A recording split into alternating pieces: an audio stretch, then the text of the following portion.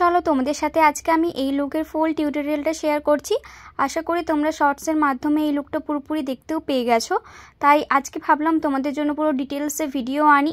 আশা করছি তোমাদের খুব ভালো লাগবে। আর আমি প্রোডাক্টগুলো ক্যামেরাতে শো করে দিচ্ছি, তোমাদের আশা করি বুঝতেও কোনো অসুবিধা হবে না। এছাড়াও যদি তোমাদের আরও কোনো বুঝতে অসুবিধা হয়ে থাকে তো প্লিজ আমাকে কমেন্টে জানাবে, আমি অবশ্যই উত্তর দিয়ে দেবো।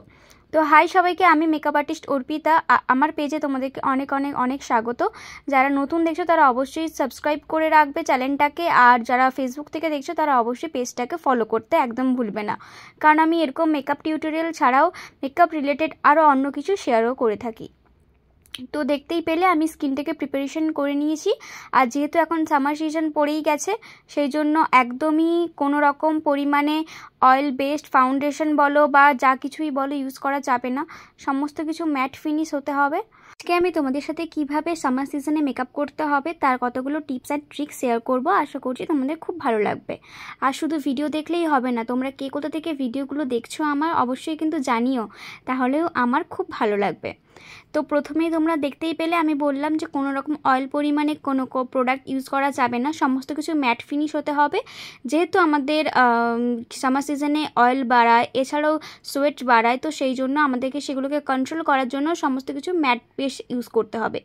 দ্বিতীয়ত হচ্ছে, আমরা যখন কোনো ক্লায়েন্টের বাড়িতে কাজ করতে যাই, প্রত্যেকের বাড়িতে যে এসি থাকবে তার কোনো কথা নেই।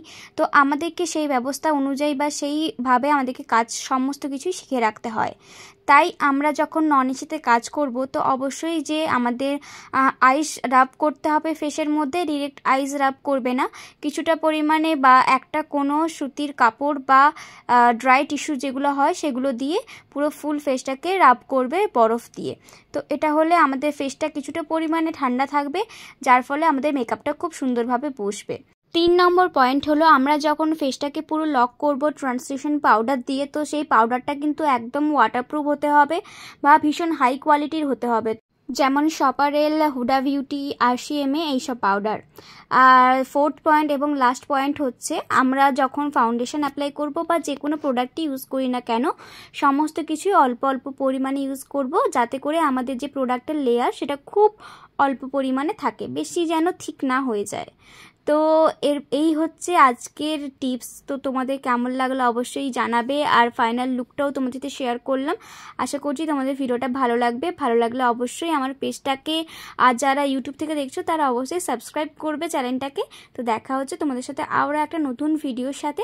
তোমরা ভালো থেকো, সুস্থ থেকো, আর অবশ্যই তোমরা কমেন্ট করতে একদম ভুলবে না যে তোমরা নেক্সট ভিডিও কিসের টাইপের উপরে দেখতে চাও। আমি অবশ্যই তোমাদের কথা অনুযায়ী সমস্ত কিছু রাখার চেষ্টা করব ভিডিওর মধ্যে।